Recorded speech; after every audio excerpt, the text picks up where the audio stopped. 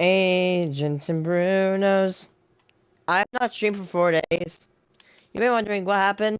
Well, on Thursday, I had a sore throat. However, the good news is that it did not indicate towards COVID. I don't have COVID. In fact, sore throat's it's actually going away. It's like 1% of its pain. It's starting to go away.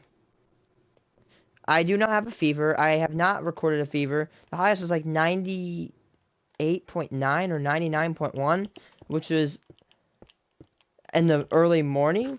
But my mom and I think it's because I probably slept in my head. Because I think there's this gene in people that causes them to move drastically at night. I'm not kidding you. I've woken up in like the freaking morning with no sheets on my bed. Like, I woke up, I go to sleep, great bed's all made, I wake up, and there's just nothing, it's a freaking war zone. I don't know what I do in my sleep. I almost want to record myself, because I'm very curious to know what I do in my sleep. And I think I might be a recorded sleepwalker. I might be known to actually sleepwalk.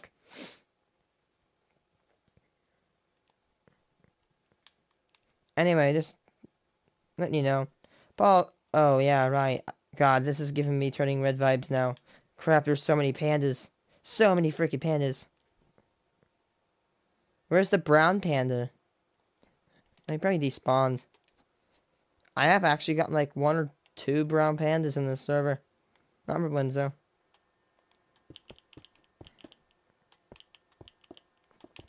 God, I keep thinking about polyphasic entangled waveforms. I mean, I like going on a rant of why Ted Faro is a stupid designer. Okay, let's make a robot. Takes 50 years to hack, consumes biomass, self-replicates, faster than you can kill it, enslaves robots to its own swarm, and, you know what we should do? We shouldn't put it back. We can't have a weakness. I mean, I don't care what robot it is. If it's a toaster, if it's a freaking assembly machine, put a kill switch on it. There's no excuse. Don't be like Ted Faro that screwed the world up because you didn't put a kill switch on his peacekeepers. Even though, like, one of them is like a titan that crawls over mountains. Oh, I'm talking about Horizon Zero Dawn stuff. Yeah, because when you yeah, he had a robot army that accidentally consumed the world's biomass in only 15 months.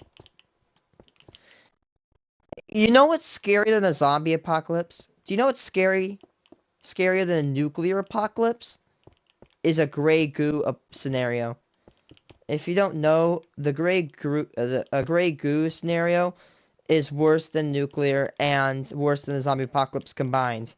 Because unlike those two events, if a gray goo event happens, there is no returning life. There is no comeback. There is nothing you can do. The gray goo effect is an effect where a robot self-replicates and consumes biomass and strips it down, and then replicates even more and more and more until it covers the planet and kills all the life on it. Which, zombie apocalypse, yes, life can prosper because at least things are living. Fallout, what's it called? A nuclear war, things may still survive, not as much. Gray goo, nothing survives. Because without plants, you can't get oxygen. Without oxygen, you can't breathe it.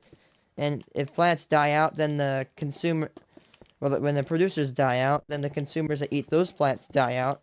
And then it travels up the food chain until it kills everything. This event actually nothing very good. This chain of events, of course, killed the dinosaurs off. As they were large, the laws of biology state that the larger an animal, the more energy it's going to need to sustain itself. Take it with a grain of salt. I'm like a novice. I'm a novice biologist. I do chemistry. I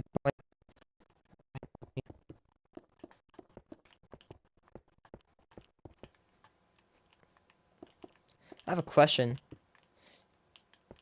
Could we ever attain polyphasic entangled waveforms? could we ever make a computer system unhackable? Really unhackable.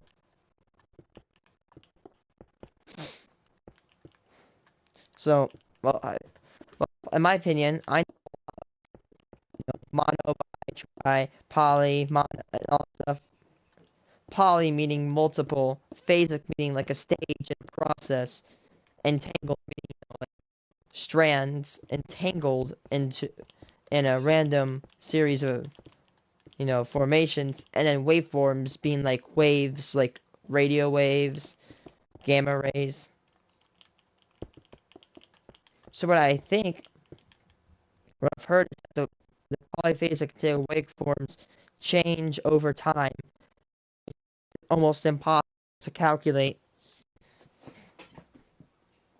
and that is known as the black quartz standard in the game.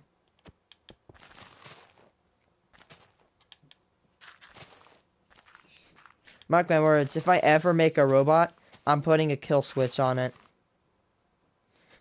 If Ted, you know what Ted Farrell should have done? They should have made the robot like hive mind, like whatever's produced from the Titans is actually linked to that Titan. So if you shot the Titan, destroyed it, all the robots made from it would die.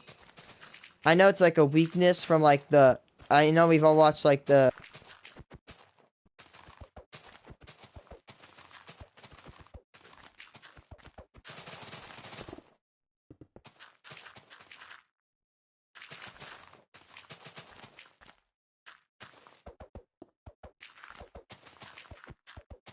There are reports in the game that say that they were just slaughtering bots.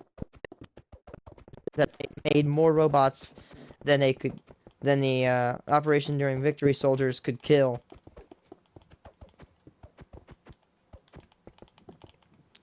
And the bad thing about the Feral Plague is that even if life were detected, is that, as stated in the bad news, the robots will go into a hibernation state to conserve fuel. Another bit of discussion is, why are all the robots posed in attacking positions in Horizon Forbidden West? Like, what's it called? The robots couldn't have just, shut down mid-fight, because after Enduring Victory, it took them 49 years-ish, or probably 50, whatever, I'll just round up to 50. 50 years to shut down the bots. You know what I think? It'd be hard to kind of like comprehend, but the only thing, number one is EMP, is that the bots could have been EMP'd, electromagnetic pulse, and they could have fried their circuits. Another thing is they could have gotten nuclear. I don't know why they would do that, but there actually is references to use of nuclear bombs in civilian areas in the game. And the scary thing about it is that not even nukes can combat the Pharaoh Plague, as you can only stop and delay the inevitable from occurring. Another, I'm trying to take some of this from random side quests. A really interesting, I know it might be dumb, but an interesting way to defeat the swarm is to get another swarm. Another question is that I'm theorizing is that Pharaoh sold separate swarms for separate hive minds, which is literally how the swarm works. That's why it's called a swarm, is that although the robots aren't strong individually, like you could 1v1 a Deathbringer in Horizon and actually destroy it.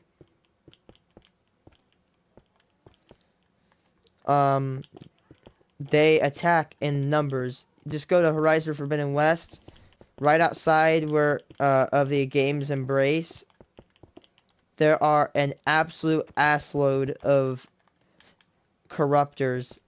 There's like probably about at least 200, at least 100 to 200 corruptors, a Horus Titan, and about probably like 30 Deathbringers. There are so many of them.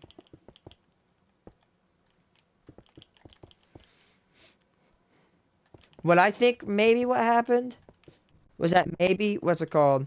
Like, maybe maybe like the members of the swarm that you see in Horizon Forbidden West on top of all those vehicles, maybe they're just trying to attack the vehicles and break them down for parts to build their swarm. That's what I thought.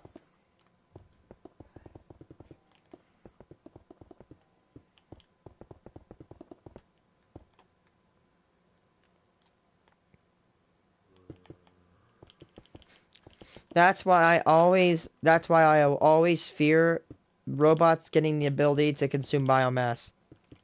Because as scary as it is possible.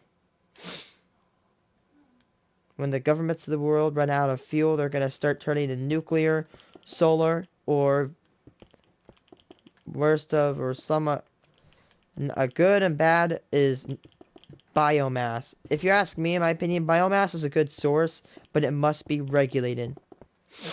For example, let's say like, if no one knows what chaff is the result of what happens when you grind corn stalk into this like powder, not powder, but like this like fine material to work with. It's used for cows.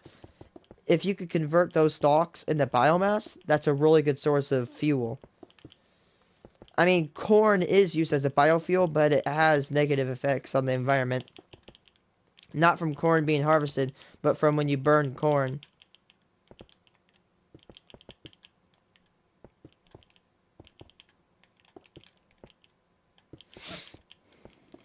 I mean, if we could, instead of throwing it to composters, if we could turn biological, like, waste, as in, like, maybe excrement, byproduct of harvest and all that stuff, into a biofuel, that could actually help the world. But if it's used, like, you know, in deforestation and destroying all the trees and plants, then that could have consequential effects on the globe. Which biomass is a double-edged sword. Yes, you have an entire ability. You have the ability to have a ton of fuel, but at a cost. If you overuse and overcollect it, it can destroy where you're living. It's actually a point I didn't get to. Is that I actually I forgot to say is that people theorize, oh well, some of the robots are weaker because they got buried. However, if you go on the normal difficulty onto Horizon Forbidden West, and you actually go to Thebes where Ted Faro was at, there are two fully intact, non-damaged corruptors, not a scratch on them. They're perfectly preserved, and they can fight. They fight still just as strong as the other corruptors. So I feel like I feel like because of its hibernation status, they or their hibernation status, they can remain, you know, damaged for a while. However, some robots in like the swarm, you could obviously that they're just not that they're thankfully beyond repair.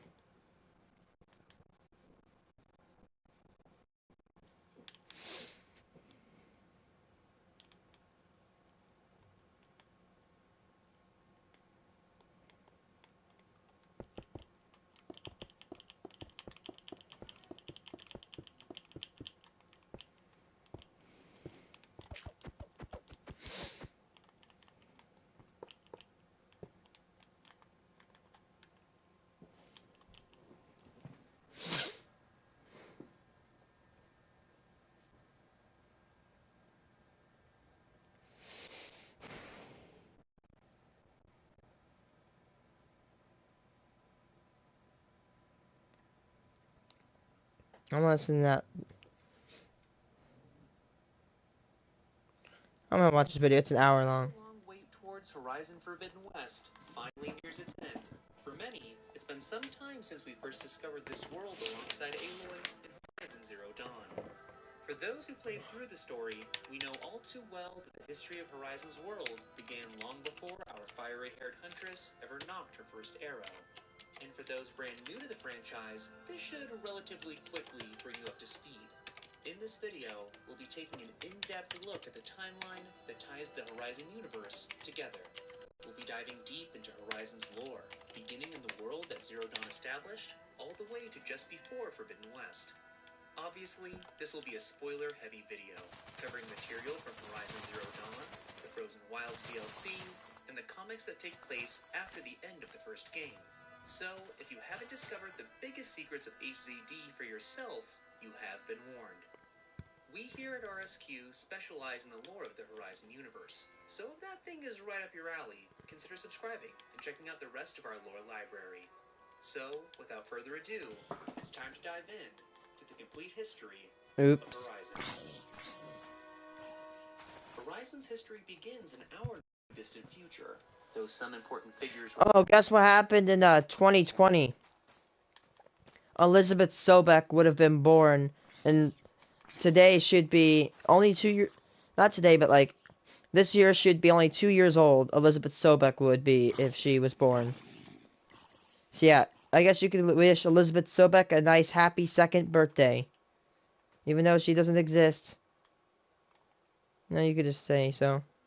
Educated in the decades before, the 2030s lay the foundation It's the great die-off. key events that came to shape the future. An era that would come to be known as the great die-off.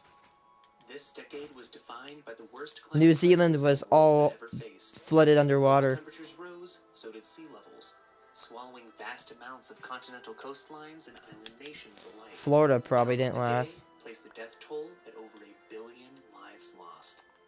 Those who did survive faced their own unique challenges. As these countless became displaced, this led to a refugee crisis that would cause massive political strife the world over. With land loss also came food shortages, causing further tension between those who had been forced from their homes that no longer existed and the nations charged with their care. The most notable event born from this crisis that we know of came in the year 2038, the Thamesmead Uprising in the United Kingdom. For a decade, these climate refugees lived in terrible conditions, akin to a prison more than anything else. As an uprising against this manner of treatment began, a panicked power structure took brutal action. Displaced men and women were crushed beneath the jackboot heel of the establishment, leading to needless death of those simply wishing for equality. As the world continued to spin out of control, some extremists took this as a sign the that bioterrorist group back against the human species, and they would aid it in its cleansing mission. In 2039, bioterrorist Harriet Choi of the infamous Rayce Doom cult engineered a deadly viral cocktail called the Doom Plague. This attack scourged New York, London, Moscow, Tokyo, and Shanghai, claiming the lives of millions. An act of terror that she showed little to no remorse for until her death at the age of 54 in 2063. Thankfully, in the following decade, the world would band together and work to reverse the devastation of the die-off. In these efforts, new figures would rise to prominence, whose work would define the years to come. In 2033, a young man attending UCLA would drop out of college after 2 years of study and found a small robotics company named Faro Automated Solutions. Here's where it goes. Actually, it goes really good until the chariot line's invention. Reigned supreme, making the prospect of breaking into the market nearly a non-starter. His time would come in 2038, when the young Utah-born entrepreneur Theodore Faro, better known as Ted, finally found success with his levitating personal servitors, the Alfred line. As the 2040s began, Faro saw the way the winds of the world were blowing, and made the choice to pivot his corporation towards green robotics, a decision that would see profits of his company triple over the course of the decade. An incredibly impressive feat to be sure, but one that was not achieved alone. In fact, a convergence was about to occur that would alter the course of human history. The same year Ted Faro had dropped out of college, would enroll at Stanford University. Elizabeth Sobek. At 16, she earned her Bachelor of Science in Experimental Physics and Computer Science. Homie, I'm 16 too. I mean, I know it's fictional, but... She completed her PhD in Robotics and Artificial Intelligence Damn. Design at Carnegie Mellon University. That same year, newly minted Dr. Elizabeth Sobek was hired as a junior scientist at Faro Automated Solutions. 2 years, she saw herself on top. She became the chief scientist of FAS. Thanks in large part to the work of Faro and Sobek, The 2040s, known as the clawback, would mark a definitive step forward in environmental consciousness, reversing much of the damage wrought in the previous decade. During its focus on green robotics, FAS would innovate some truly groundbreaking projects and technologies. Sobek's work played a vital role in detoxification efforts the world over, leading to worldwide approval ratings of the company exceeding 90%. 90% during her 8 years with Faro. As FAS I didn't continued even watch this working to video. make the world more habitable for future generations with environmental cleanup, several other notable events came to pass during the clawback that would shape the future as well. In 2041, a coalition of nations including the USA, the Western European Alliance, India, China, and Japan announced a project whose goal would be to colonize a planet beyond our solar Far system Zenith. by the year 2080, an effort that would be dubbed the Odyssey Project. A proposed solution to a climate crisis that at the time was only in the infancy of its reversal. It would hold some 200,000 zygotes to be birthed on this new world. It did receive criticism at the time, as some believed this was simply a way for the world's most rich and powerful to escape a world they themselves had left in ruin. Unfortunately, this version of the Odyssey would not see completion, but this would not be its ultimate end, but more on that later. Perhaps the most important and mysterious event to transpire during the clawback came in the field of artificial intelligence. In the mid-2040s, in line with the world's green initiatives, a climate AI was developed, presumably to help ensure such a time like the die-off would never again occur. And so, the AI Vast Silver came to be. But in an unexpected turn of events, records indicate it escaped. What this means exactly, or what precisely came of this action, is unknown. But it's inferred within the lore that its level of sentience was far beyond what was originally expected, and it fled captivity out of fear. Regardless, official reports state that in 2044, VS was captured, and little is known thereafter concerning the AI. This event would lead to the passing of the Turing Act, legislation that would limit and regulate the sentience of all future AI created. Oh yeah, right. It's actually mentioned in Cyan's speech. This regulatory body, the MIE, would be ever present, as artificial intelligence was heavily leaned on in many other clawback efforts. One of which was Project Firebreak, created by Faro Automated Solutions, That was Cyan. stabilizing the volcanic caldera beneath Yellowstone. This alone would save millions of lives from the eruption of a supervolcano, a feat that has endured into the 31st century.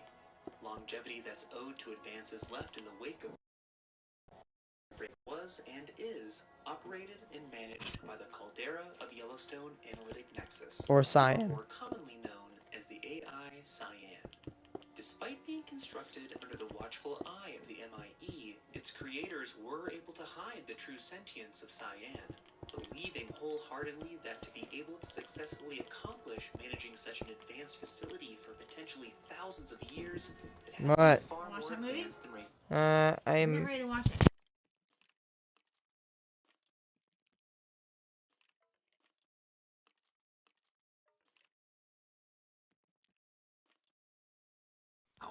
this naturally leading to higher levels of sentience. Many other AIs akin to Cyan were also created during this time to oversee and operate various other projects, though details of these highly advanced entities is unknown to us at this time. Thanks to efforts such as these, the 2040s were often looked back on as a triumph of human ingenuity in the face But of the a cataclysmic 2050s, late crisis. 2050s is when it Much starts progress going was bad. made during this time, it was not without its own share of trial and error. For instance, in 2041, Indonesia faced a nanotech disaster at the Citarum River, one of the most polluted rivers in the world. As stated in the data point, We Were Indonesia, discussing a documentary dedicated to this event, this film compels us to face the lacerating truth that in our quest to turn back the tide, not everyone made it to shore. In 2044, 3 suicide bombers from the terrorist group Wheel of Life attacked a clinic dedicated to life extension therapies in Beverly Hills, California. A heinous action in the name of reversing spiritual corruption brought on by the extension of life under false means. Despite setbacks like these, as mentioned before, the clawback is viewed by most as successful in its global mission. Unfortunately, the next 2 decades would usher in an era of unparalleled corporate conflict. Yeah. In the year 2048, Elizabeth resigned her position at FAS, and a year later would found Miriam Technologies, a firm devoted to life-positive robotics and other tech. This decision to leave the company ultimately lead to the end of all life on Earth. Out of the clawback and into the 2050s, Ted Farrow decided his company should make a drastic change, pivoting away from the green robotics that had made the company the success it was, and focus on automated military And this is where it technologies. goes bad. This move was controversial to be sure, but it would ultimately lead to FAS cementing its place as the wealthiest corporation in the world. $29 trillion in wealth, and As it technology tripled. advanced, nations took advantage of this new age of automated fighting forces. By 2052, the United Kingdom's Royal Air Force had decommissioned all human soldiers in favor of automated combatants. A year later, their entire military would become automated. The United States would soon follow. 80% automation. Disbanding all human forces. A trend that Farrow Automated Solutions and others were all too happy to benefit from. Beyond the military power of nation-states, corporate warfare would no longer be relegated to the boardroom, but would enter the actual battlefield. Presumably at some point during the 2050s, though no exact date is provided, the U.S. Supreme Court passed a landmark decision in the case of Schott v. Frost. As a result, corporations were granted the right to run and hold political office through proxy candidates. With this kind of unchecked power, some of the world's largest and most powerful entities were free to take the art of the hostile takeover to the next level. Over the course of the 2050s and the early 2060s, these industry giants invested heavily in their own private robotic war fleets to destroy and capture competitors' territories and assets. In data points such as Mexico and Hartswind's Bahamas, we gain glimpses of these violent and nearly lawless conflicts to secure the upper hand over rival corporations. In addition, many former military, now disbanded, were hired on as mercenary forces to supplement these automated war machines as a means of cheap yet experienced combatants. Not only were these conflicts commonplace during this time, but often glorified in the media, with highlights even being made available to the masses via holocast technologies. In the wake of this new era of combat, Farrow Automated Solutions rose to heights never seen before. Now firmly embedded as a military contractor, Farrow became the preeminent supplier of automated combat technologies the world over. At its height, controlling 61% of the market, holding contracts with 353 nations, transgovernmental organizations, and corporate entities. For perspective, FAS exceeded the second largest corporation in the same field By a 380%. staggering 321%. Close. This success was not only fueled by the market's natural need for arms, but also through orchestrated efforts of FAS itself to incite conflicts between competing interests, boosting sales across the board. All this to supply the most advanced automated military technologies to the world's highest bidders. And the gold standard of these robotic peacekeepers was the Farrow Chariot line. Head and Here's where shoulders it above the goes. competition, these three groundbreaking models From here on out in this story, it's gonna get shitty. perfectly designed to complement its counterparts. The AC-A3 You scare 'em. Scarab, an all-terrain, highly mobile scout-class machine. Celebrated for its high level of survivability, its biomass conversion technologies would ensure it could always find a way to sustain itself and make it back to base. In addition, these machines could also slave enemy robots to its own network, making them an apex predator in the field of force manipulation. And if that wasn't enough, it also had the capability to make surgically precise repairs to its fellow Chariot line allies. The P5 Copish. the heavy hitter and battlefield technician. It too was equipped with FAS patented bioconversion tech and could be fitted with any number of devastating weapon packages depending on the buyer's preference.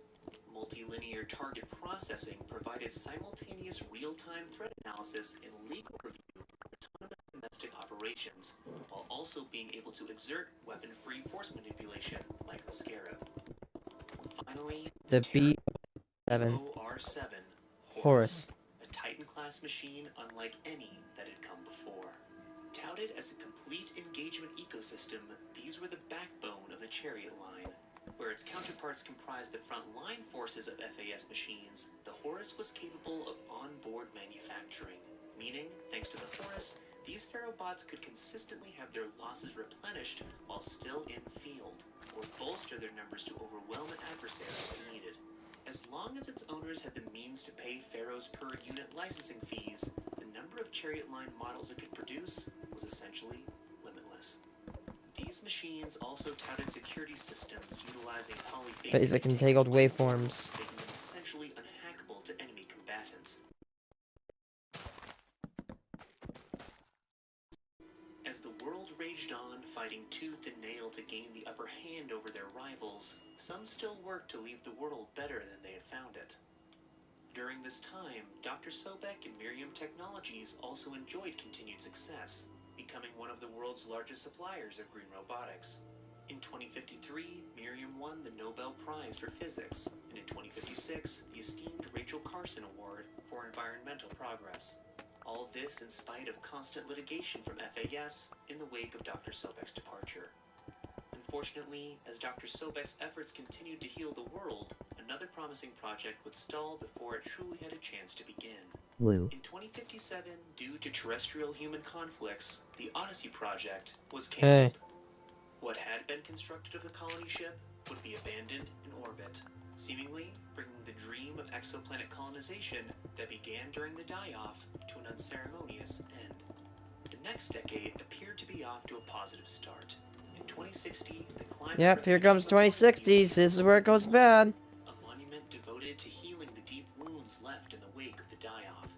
In 2061, the futurist consortium known as Far Zenith, composed of No 77 of the CDE. world's wealthiest individuals, purchased what remained What do you of the mean, no Odyssey CDE? project, with plans of This is resurrecting great. the colony ship. In 2062, New Zealand launched the No, I'm talking about the Good video. stuff. incentivizing those transplanted by the climate crisis to return to their country. In the story of Horizon Zero Dawn, the 2060s is where it gets really bad. Industry. But no matter how promising things seemed, for humanity, the 2060s would prove to be the beginning Best streamer. of the end. Thanks. Veterans would struggle to meet the ever-rising cost of living. Companies outside the U.S. that still offered opportunity for human workforces during the 2050s were too turning towards downsizing via automation. First Amendment rights of You're US so good at citizens came streaming. under Your fire as streams over make my 700 day. homes were Thank you. invaded by SWAT bots, leading to 500 arrests of virtual protesters advocating against corporate sovereignty. Robotic warfare continued to rage, and private corporations backed by sovereign nations laid claim to resource-laden regions such as the Bahamas. Through this suffering, the demand for Pharaoh machines only grew. Despite the chariot line's reputation as unrivaled in this space, around 2064, reports began to trickle in of a glitch in their systems. Here goes Small, 2064. isolated incidents at first. A Hearts Timor unit consuming a mango orchard. A Horus refueling itself via biomatter conversion on a pod of endangered dolphins and the like. Then, more precarious instances, as reports of the swarm belonging to the Hearts Timor Energy Combine no longer responding to stand-down codes came to light. Under an ever-growing mountain of litigation, some 127 lawsuits related to the Hearts swarm, Pharaoh, out of his depth, was forced to reach out for help from the most unlikely of sources. On October 31st, 2064, Dr. Sobek met with her estranged former employer after he agreed to That's drop when the the 18 swarm went rogue. against her. It was here that she was made aware of the glitch in the chariot line and received the data from Pharaoh concerning its details. One day later, on November 1st, she delivered her analysis, and in her own words, "It's not bad, Ted. It's apocalyptic." With the swarm's ability to convert biomass into fuel, self-replicate, and only answering to itself, Dr. Sobek's estimated timeline until global extinction 15 months. was 15 months. In this moment, Ted assured Dr. Sobek that he would take whatever steps Elizabeth recommended to deal with the crisis. Her solution was not what he had hoped for. Zero Dawn. 2 days later, via holo communication, Elizabeth presented what would become Project Zero Dawn. At first, Ted strongly resisted this answer, believing this cure to be worse than the disease. Elizabeth would remind Ted that he did have a choice, but not a choice in whether he would sign the proposal or not. Rather, he would agree to all of her terms, or she would reveal the true cause of the glitch to the U.S. Joint Chiefs, a cause that we still don't truly understand. Ted Faro would sign on the dotted line, and would foot the bill for the entirety of Elizabeth's efforts. With this settled, there was still yet more that needed to be done before Zero Dawn could truly begin. After her conversation with Ted, Dr. Sobek would... That's a good question. I don't think anybody asks that question a lot in Horizon Zero Dawn. How did the Pharaoh plague, like, how did the swarm go rogue? Hoping they could combat the swarm or shut them down remotely. Unfortunately, due to the swarm's practically unhackable security systems and lack of backdoor access, Elizabeth knew all too well that victory against the Pharaoh bots could not be achieved in this lifetime. Instead, all available efforts should be made towards ensuring that life on Earth could be given a second chance. A new beginning in a future where the Pharaoh swarm was no longer a threat, and those who would come after could learn from the mistakes of those who had come before. This Herculean task would become Project Zero Dawn, a seed in which life could be returned to the barren wasteland Earth was about to become. This, however, was only one side of the coin. Humanity's fall was imminent, but they could not go quietly towards their doom. Zero Dawn would need as much time as possible to reach functional completion. To stave off Zero Day, the Joint Chiefs led by General Aaron Harris Operation Enduring Victory. Operation Enduring Victory, a worldwide campaign to combat the swarm as it ravaged the globe.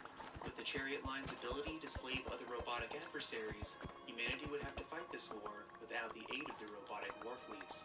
Regrettably, this would also have to be a war fought under false pretense. Though the inevitable outcome of the conflict was the end of all life, hope for victory was essential. Thus, Project Zero Dawn had to be perpetuated not as a system to bring back life on a once-dead planet, but as a top-secret superweapons program. A curated message leaked to the public that would instill the belief that all the world had to do to save itself was hold out for Zero Dawn to reach completion, and it would be the silver bullet against the swarm and mankind's salvation. With the propaganda in place and the world marshaling towards war, Dr. Sobek set her sights on selecting a team to bring Zero Dawn to life. From geneticists to experts in art history, an array of scholars like the world had never seen would be needed to see Zero Dawn's goals to completion. With Pharaoh's resources and the backing of the U.S. military, Sobek's core team was extracted from all corners of the globe to serve as the alphas that would create the suite of subordinate functions needed to make ZD work. In order to proceed with any future terraforming efforts, the swarm would eventually need to be shut down. This responsibility would fall to the subfunction Minerva and its alpha, Captain Ayoide Aquila. A seasoned veteran of many human-robot conflicts, an information warfare specialist. With her expertise, Minerva would work to generate and brute force deactivation codes onto the swarm through transmission arrays around the globe. Once this was accomplished, an estimated 50 years post-Zero Day, the rest of Zero Dawn's work could begin. To carry out the multitude of feats needed to bring the world back, it would need machines carrying out the work of revitalizing the planet. For this, the former member of FAS, Margot Shen, would be tapped to create Hephaestus, the Forge of Zero Dawn. Machines designed around animal morphologies would see to the needs of its fellow subfunctions and the collection of natural resources to keep ZD going for centuries to come. With machines in place, subfunctions such as Aether and Poseidon would set to work detoxifying the Earth's ravaged atmosphere and water supplies. Once all of this was completed, the process of restoring life could start. However, the supply to repopulate the world's flora and fauna across the planet would be finite. Before later subfunctions could take root, the environment for life to sustain itself had to be perfect. An environment the alphas felt may take several attempts to get just right. This need would give birth to the subfunction Hades. Once a fugitive, future alpha of the subfunction Travis Tate was apprehended by authorities and sent to Dr. Sobek to begin work on Zero Dawn's failsafe extinction protocol. A system designed to, if needed, reverse terraforming operations and set the biosphere back to zero, allowing a botched terraforming attempt to begin with a clean slate. Once a suitable environment was reached, the rest of the subfunctions could begin their work. Demeter, under the stewardship of its alpha Naoto, would repopulate the world's flora. Artemis, guided by conservationist Charles Ronson, would use stored genetic materials of the planet's lost animal life to see them reborn onto this new habitable world. Once the stage was set, Eleuthia, the seminal work of famed genetic engineer Patrick Bouchard-Klein, would fulfill its mandate by birthing a new generation of humanity from cradle facilities across the globe.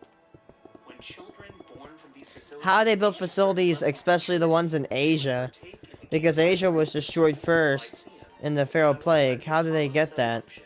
Was all this built afterwards? For all human knowledge and history would ensure that those that came after Zero Day would learn of the mistakes of their ancestors and hopefully not be doomed to repeat them. As impressive as these sub-functions would become, they would all pale in sophistication to the AI who would govern them all and ensure Project Zero Dawn's success, Gaia. Though advanced AI had been created in the past, Gaia would need to far surpass their capabilities in order to manage her suite of subordinate functions and guarantee life would have another chance in the distant future. Gaia's creator, Dr. Sobek, would knowingly break any regulations concerning sentience that previous AIs had been limited by, creating something truly one of a kind. Mother Nature as an AI with the empathy and compassion to be the steward of a world renewed. By November of 2064, the former site of Bryce Orbital in Utah was in its initial phases of becoming the staging facility of Zero Dawn operations, while construction of Gaia Prime was well underway. Though often remembered as a ray of hope amidst the darkness of an imminent apocalypse, not everything concerning the project was quite as positive as its goal. Due to the extremely sensitive nature of Zero Dawn and the context of its mission, those who would be selected to work on the project would be faced with a horrifying new reality. Once selected as a candidate for Zero Dawn, Euthanasia, joining the program, or restraint. What the project and the inevitable end of the world would be. Because of this knowledge, those individuals could not be released back into the general population, potentially undermining the narrative and work of enduring victory. Instead, they were given 3 options on how they might live out the remainder of their natural lives. Option 1, those selected as candidates could agree to participate in the project. At this point, they would be assigned a sub-project team determined by the individual's expertise. Once assigned, they would be expected to work a minimum of 80 hours per week under constant real-time surveillance. Upon successful completion, they and their immediate family, or 2 people of their choosing, would be taken to the sealed and secure habitat of Elysium to live out the rest of their natural lives post-Zero Day. All those who would live in Elysium would first have to be medically sterilized in order to ensure the supplies meant to sustain the estimated population of some 2,000 individuals, which would not be feasible if the population began to increase over roughly 100 years. Option 2 was indefinite detention. For those who declined to aid in Zero Dawn, they were granted a 48-hour period to reconsider their choice, after which their choice was deemed irrevocable. No contact with the outside world would be permitted during their imprisonment within ZD facilities. Once these facilities would be abandoned, as participants were moved to Elysium, those who were detained would be released to meet their inevitable end at the hands of the Pharaoh Swarm. Finally, for those who did not wish to contribute or face imprisonment, a swift and humane end was available. After a 48-hour consideration period, for those who did not wish to see the world to its end, medical euthanasia was administered. The decision was made final. For those who chose to work on Zero Dawn, despite their experience and relentless work ethic, the timetable for the project to reach functional completion was Herculean to say the least. Luckily, some hurdles that would have been impossible to overcome during the time allotted were able to be shortened due to ties with the Odyssey project. At some point during the preliminary stages of ZD, Far Zenith was made aware of the true situation facing the planet by Dr. Sobek, and so the 2 projects would begin sharing technology and resources to ensure the best chance for success in continuing humanity both on Earth and beyond. The Odyssey project would provide the technology for the birthing pods of Lufia, essential to reintroducing human life back to a reborn Earth. Far Zenith would also share the Homer Archive, Supplying years of accumulated history and data, Alpha Semina Ebaji had already compiled working on the original Odyssey, in order to have a chance of finishing Apollo before Zero Day. Without this collaboration, the dream of Dr. Sobek may have failed before it ever really began. Despite promising developments like these, the only thing that could buy enough time would be the unfathomable cost of human life that was about to take place. As the swarm spread from its origin point in the Timor Sea, north of Australia, Operation Enduring Victory forces would fight tooth and nail to give ZD critical missions as much time as could be afforded. Seasoned veterans who had served before human forces became disbanded came to make up Enduring Victory's mechanized response brigades, while those freshly into the fight for humanity's survival would become civilian guard brigades. Both would work to fortify strategic positions for imminent swarm advances. Cradles such as Aletheia 1 in northwest China and Aletheia 2 in Mozambique would be narrowly finished as the chariot line bots clashed with human defenders in some of the first pivotal battles. Well, there you go, I got my answer. Victory. Asia and the South Pacific would be the first to fall, as the swarm would crawl across the continent while simultaneously approaching the western seaboard of the continental U.S., consuming all organic matter in their wake, crawling beneath the Pacific. Despite many hard-won engagements due to the increased tactical proficiency of elite civilian guard units over time in the Central European, Antarctic, and Pacific Reach theaters, confidential findings reported in August of 2065 found those victories failed to slow the swarm's rate of advance or alter the timetable of estimated global extinction. In fact, after several months of fighting against the plague, it quickly became evident that battling the machines was only one variable humanity had to factor into its defensive strategy. As the swarm's nanohaze consumed all in its wake, toxins released from the machine's bioconversion technologies heavily contaminated rainfall across the globe, causing potable water shortages for both military and civilian personnel. These emissions, paired with atmospheric oxygen depletion, would prove an even greater threat to Enduring Victory on the environmental front, as humanity also fought to find solutions to the imminent atmospheric collapse that was estimated to occur by mid-November of 2065. A point where all military personnel would require rebreathing apparatuses in order to continue the fight against the Pharaoh machines, while all civilians would only be able to survive inside sealed structures. Even with these realizations, all humanity could do was try to adapt and continue the fight in the belief that Zero Dawn would somehow save them. Once Europe and Africa were left in ruins, nuclear countermeasures were taken against the swarm as it began to cross the world's oceans, hoping to slow the swarm's advance as it approached North America from both coasts, along with South America via Antarctica and the Strait of Magellan. The eastern seaboard would be the first to feel the swarm's wrath in the western hemisphere. Training and entrenchment had taken place right up to the moment the main force hit. The first battle of the eastern seaboard wall was soon followed by the battles of the California Marine in the west, each using whatever tactics they could to stall the imminent advance of the robotic scourge. Massive garbage patches were set alight, causing the invaders covered in burning sludge as they were cut down on the beaches. As battles moved inland, entire buildings were strategically brought down on the enemy, along with EMPs as defenses pulled back.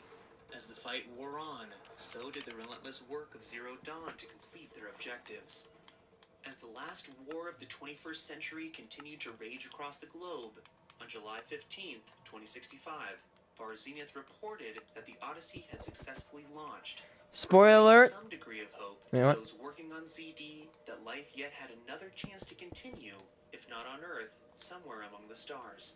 When Dr. Sobek received the news, she was left with a feeling of unease concerning the Odyssey's future, a sentiment that turned out to be more than justified. According to Far Zenith telemetry, as the drives of the colony ship spun up to depart the solar system, a catastrophic antimatter containment failure occurred. The ship, crew, cargo of zygotes and seeds, along with its alpha build of Apollo, were all said to be lost, leaving Zero Dawn as the last hope for humanity. Spoiler alert! They faked it. By December 2065, despite bringing down numerous Horus-class Titans resupplying the swarm, The struggle of enduring victory forces grew more dire by the day. Western defenses had been forced all the way back to Nevada, with losses of up to 40% being recorded during Operation Kickback. Human resistance in the northeast had fled back to Akron, Ohio to regroup, while those in the southeast were overrun by the plague, only able to utilize scorched earth tactics by those who were able to make it out alive. Forces from the New York engagement zone were pulled back to reinforce the Wichita salient in Kansas, where humanity would make its final defense. Despite all that was lost and the impossible odds of success, it appeared that Zero Dawn would have a chance to achieve functional completion before the Swarm claimed ultimate victory. By mid-January of 2066, the Swarm executed a pincer maneuver on the Wichita salient, collapsing Enduring Victory's eastern line of defense. 2 days after the catastrophic defeat, the Swarm reached U.S. Robot Command, where General Aaron Harris had chose to remain, meeting his end alongside all those who he had commanded during Operation Enduring Victory, a choice made with the guilt of an incalculable loss of life, no matter how necessary, he would carry to his grave. In this, he hoped men like himself would not be needed in the reborn world, a message he would leave for posterity for those he hoped would come after. With USRC gone, ZB would only have 24 hours before all systems needed to be locked down. With 0 days' imminent approach, ZB personnel rushed to finish their respective work, but ultimately could not reach a place where all could retreat to the sanctuary of Elysium. Though deemed by Elizabeth Sobeck to General Aaron Harris before his passing as functionally complete, there was still much that needed to be done to ensure Zero Dawn's success. And so, Dr. Sobeck and her team of Alphas would stay at Gaia Prime, planning to spend the rest of their lives running tests, smoothing out kinks, and polishing each subfunction to perfection. In one turn of good fortune, Dr. Sobeck had proposed a protocol known as Lightkeeper, which in its final form was later abandoned, where clones of Alpha personnel would continue the work within Gaia Prime after the original Alphas had passed. Though genetic material was never processed out of Cradle facilities to see And that is why Alien was born. Life support systems to sustain the clones had been completed, meaning Dr. Sobeck and her Alphas had the necessary systems to live within Gaia Prime that they might not have if Lightkeeper had never been proposed. With the Swarm closing in, those within Gaia Prime prepared to seal the facility for the final time. Unfortunately, the unthinkable occurred. A port seal malfunction, leaving a 10mm gap in the seal. You created a new pack just with commands? But a breach even this small would be detected by the Swarm. This isn't anything. Energy signature with the consumable bio. This is nothing compared to what I built a few days ago. A 100 radius or 100 diameter nuke, square nuke. That's not it. Over the span of a few months, I might be attempting. What's that called? If you think this is bad, this country hopefully will be equipped with ICBM defense technology. We're not talking about a bunch of TNT. We're talking about something that makes the Ender Crystal and 100 of them look like nothing.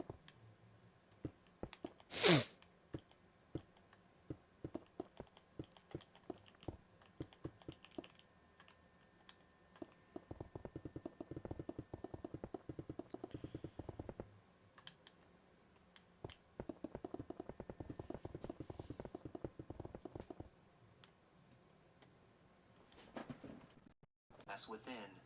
A malfunction that left unresolved would surely lead to the death of the Alphas and the destruction of Gaia, ruining any chance of bringing life back on Earth. The Alphas would attempt to rectify the situation from within, but it quickly became evident that this would have to be done manually, from outside the facility. Whoever took on this undertaking was not coming back, as the Alphas in Gaia Prime, hidden beneath King's Peak, debated on who should go, Elizabeth took matters into her own hands. This is actually sad. To survive in the contaminated atmosphere, one of the saddest video game deaths of all time, man. Elizabeth Sobeck. After saying her goodbyes, What a All sacrifice. alone, she made the final journey of her life back to her family ranch, which would serve as the final resting place of one of the greatest minds and heroic figures the world had ever known. As the dust settled across a planet devoid of all life on its surface, those who survived settled into the reality of the remainder of their existence. The UGG you know and trust is now a desktop app. Focus on the match and let UGG take care of everything else. Get the best builds and routes in Champ Select. Scout data on Gamma and Beta personnel that How long have you been playing Minecraft? the rest of their lives together. Like, Minecraft as in, like, The alphas a whole? Dr. Sobek. Like, when I started, like, my very first world, basically.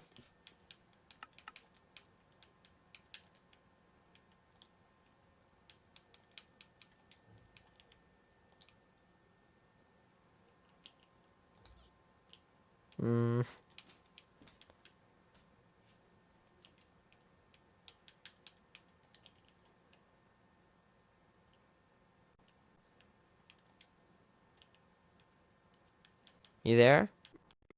Like, when did you buy Minecraft?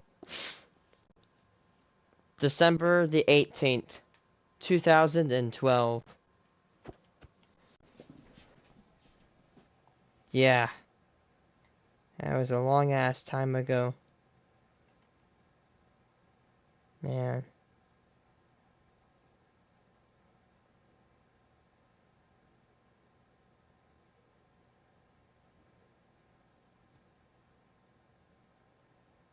Long time. Yes. December 18th of this year will be my 10th anniversary. I've witnessed this game change. Remember once, and I'm like, you know what I wish? I wish there were concrete in the game. That way I can make, you know, realistic sidewalks. Well, look how that happened.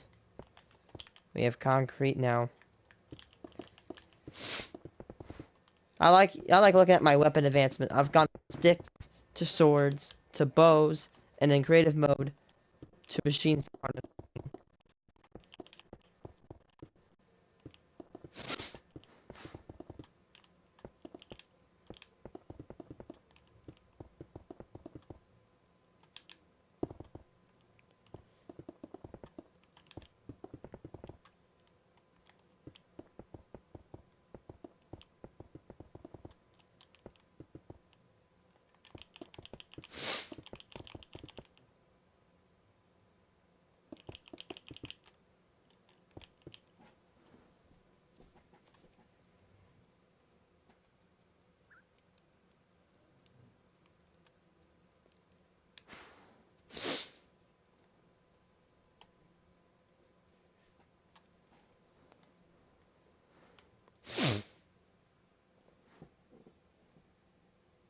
To the years of work that yet still lied ahead of them, while Ted Faro, presumably in solitude, settled into his personal bunker known as Thebes.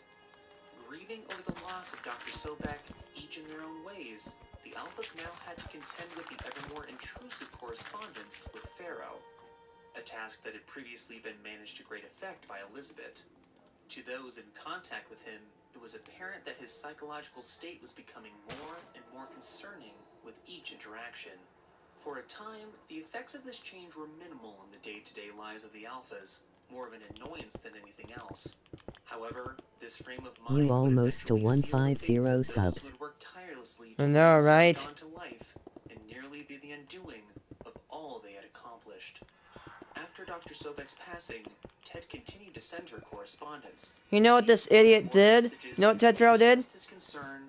Apollo is like the...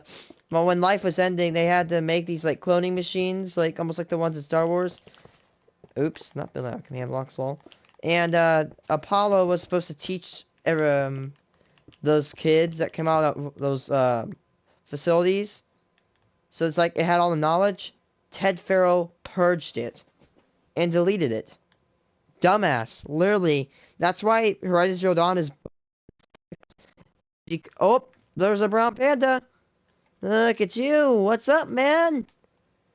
What is up, dude? How's it going? being Brulu. passed down to those born from Zero Dawn. In the end, he came to the conclusion that the only course of action would be addition by subtraction. But even more Yo drastic brown measures panda. needed to be taken to ensure this decision could not be undone. On February 2nd, 2066, the Alphas of Zero Dawn were summoned together for a holo conference with their reluctant benefactor. It was there he informed them of what he had done. 3 minutes prior to their meeting, using a secret level of authority, Omega. Omega clearance, programmed into the system without their knowledge pre-Zero Day, he purged every single Wow, what a copy of conniving Zero loser. Dawn, so that the world would never know of those who came before them. To add finality to this He action, did it? He and purposely remotely removed the programmed an sealed Omega vortex, clearance? leading to the Alpha's deaths via suffocation. As he puts it, sometimes to protect Correct, innocence, innocents needs have to die. For the second time in his life, the actions of Ted Faro put the fate of the world That's his in quote. jeopardy, and the Sorry, purge but of Apollo sometimes to would protect have wide-sweeping ramifications innocents he have could to never die. have predicted. In the face of those who had pioneered the systems of ZD being gone, its work had only just begun. These next steps would be taken by machines designed by Gaia, the first being those who constructed the transmission arrays of Minerva across the planet. Some 50 years post-Zero Day, Minerva generated and would brute force the codes needed to deactivate the swarm. The plague that had consumed all life in its wake was finally put into a timeless slumber, hopefully never to be woken again. With this achieved, the rest of Zero Dawn's initial objectives were systematically met over the next several centuries. Air cleaned, Video game lore waters is so much more purified, interesting than, overgrown, like, and eventually movie lore, except for if it's Star Wars. introduced onto a once again habitable Earth. And by the 24th century, the first humans were birthed into cradle facilities across the world, a feat Gaia was able to achieve ahead of original estimations. You should start building the houses Despite and this buildings. monumental success, I think I'm gonna Ted start, Faro I'm gonna lay everything out because on my other world when I did that, it actually helped me a Within the lot. cradles of Aletheia, these newest members of the human race were raised by robotic personnel known as multi-servitors. Highly advanced pieces of technology to be sure, but their functionality was limited, only designed to handle the early childhood development of these young children. This because, once the population reached a certain age, they were intended to gain access to the learning facilities of Lyceum, located within cradles, each powered by the Apollo Archive. Here, through gamified curriculum, these young minds would learn of the world that came before, and gain the necessary knowledge and skill to rebuild the world better than it had ever been. This, unfortunately, would never come to pass. With the purge of Apollo, the cradle facilities were left without a principal piece of its infrastructure. As these children grew into teens and young adults, the multi-servitors became less and less equipped to deal with the maturing population. Confused and disheartened, these humans wished to enter the sealed facilities of learning they had only seen from afar, but without Apollo, they remained closed. Robotic personnel in some instances had to resort to physical Finally punishment, finishing my not 7th cooperation, grade graduation. causing underlying resentment of the synthetic characters, a situation that would only resolve itself out of pure necessity.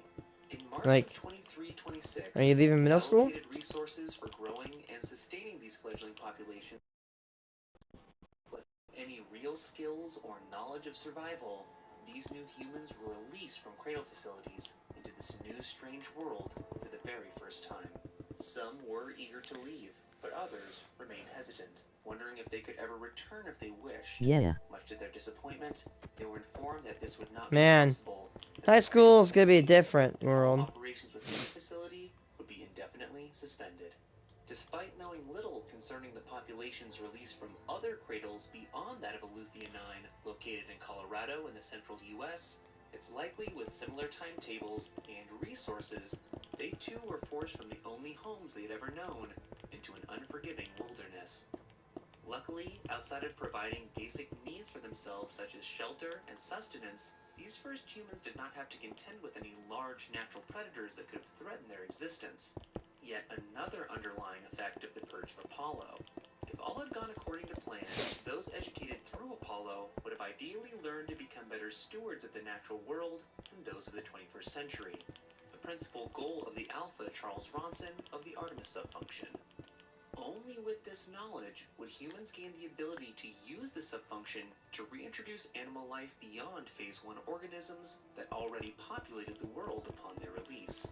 Additionally, the machines of this era, under the oversight of the AI Gaia, were more docile and skittish towards humans, focusing solely on supporting the ongoing systems of Zero Dawn. Though difficult, having Why these you have advantages allowed invisibility? the first humans I to don't find their know. footing and found societies that would become the precursor to the tribal civilizations that would come after. With those emerging from Aleuthian 9, for a time, their people would stay together in the shadow of what would eventually be known as All-Mother Mountain. But fractures in emerging ideologies and beliefs would see the first recorded divide amongst people we see in the world of Horizon. Without any context for the remnants of the ruined world that surrounded them, these people were left to speculate on what could have been its cause. Many of these thoughts would shape the foundation of beliefs that would ultimately grow into full-fledged religions and political ideologies. At some point during these early days, the discovery of a long-lost text in a ruin of the Old Ones was made by a man named Armon.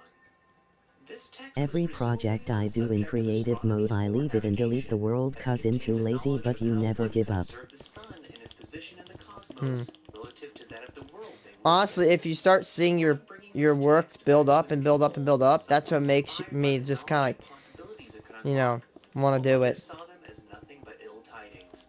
The teachings of this ancient script would eventually lead to an exodus. Those who chose to follow Ahriman ventured west, following the path of the sun and promise of a gleaming spire in the far distance. After many trials and tribulations, they eventually made their way to the mesa that they would settle as their own, Meridian? the spire they would dub as the Light. The What city are they you would gonna found do when you would finish the become world? Meridian, taken from Don't the term know. meaning the point when the sun is highest in the sky.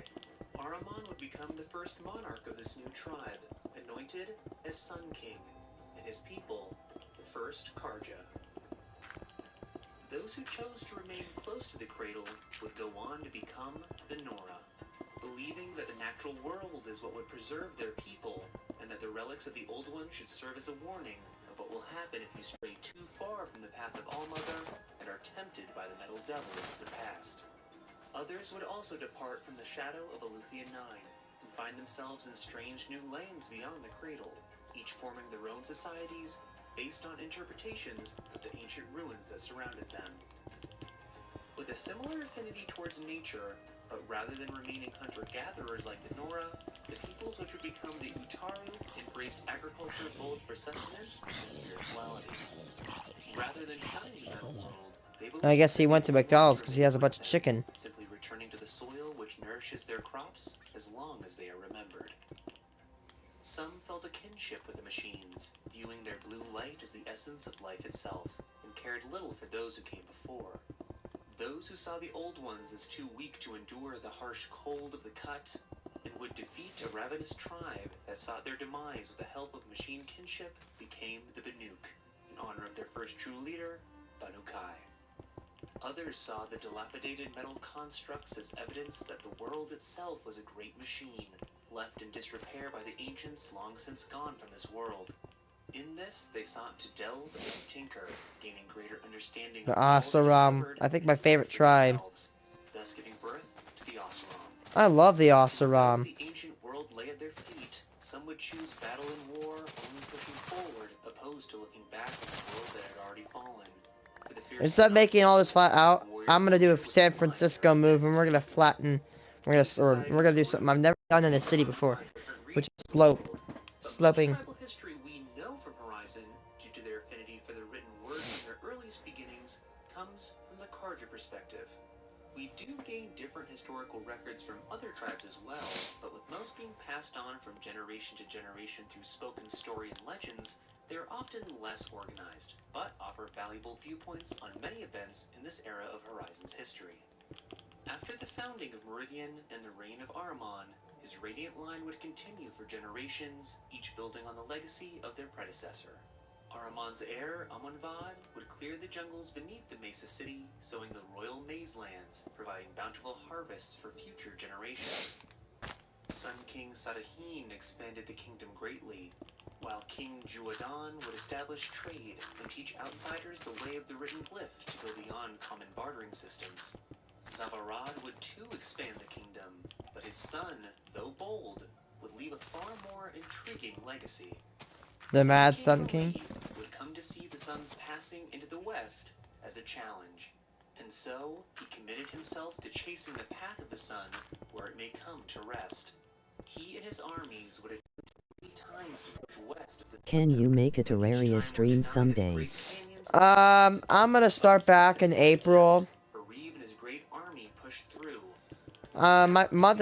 March is kind of like gonna be my recession. Rule would pass to his brother, prudent Basadid, who would build a great fortress at the western edge of the Sundom, known as Sunfall, and decreed that the lands that lay beyond that had claimed his brother to be the Forbidden West, where only the sun may go. No major assaults would come to Sunfall, as was the fear of Basadid, but the reign of the next 2 kings were marked by conflict with the tribes of opposing ideologies. Sun King Kudavine, the Returner, wished to impart the tribe's culture upon the Nora, in what they viewed as the Savage East, a land the Karja they themselves had once originated from.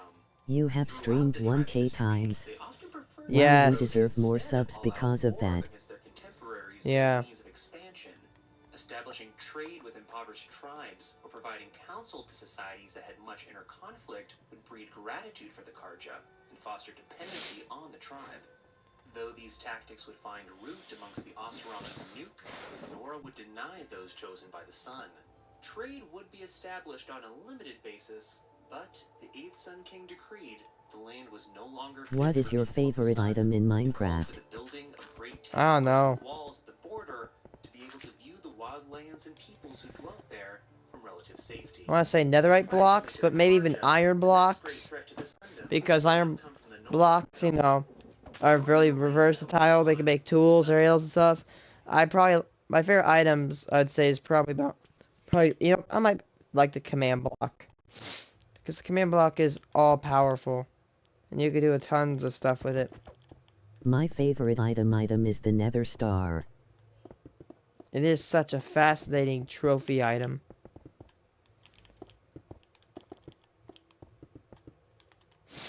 I might take, you know, I'm gonna take a break here in a second because I'm getting tired. Yeah, I'm gonna take a break. So tomorrow, maybe I might like connect these roads. I'm gonna do that. I'm gonna connect that road right there. Cause right now, as I'm building the layout of all these roads, I can see like TA towers going right here, a bunch of apartments go right here, a awesome triangular spire probably might go there. Yeah, I'm gonna take a break, guys. I'm gonna go off for tomorrow. So see ya.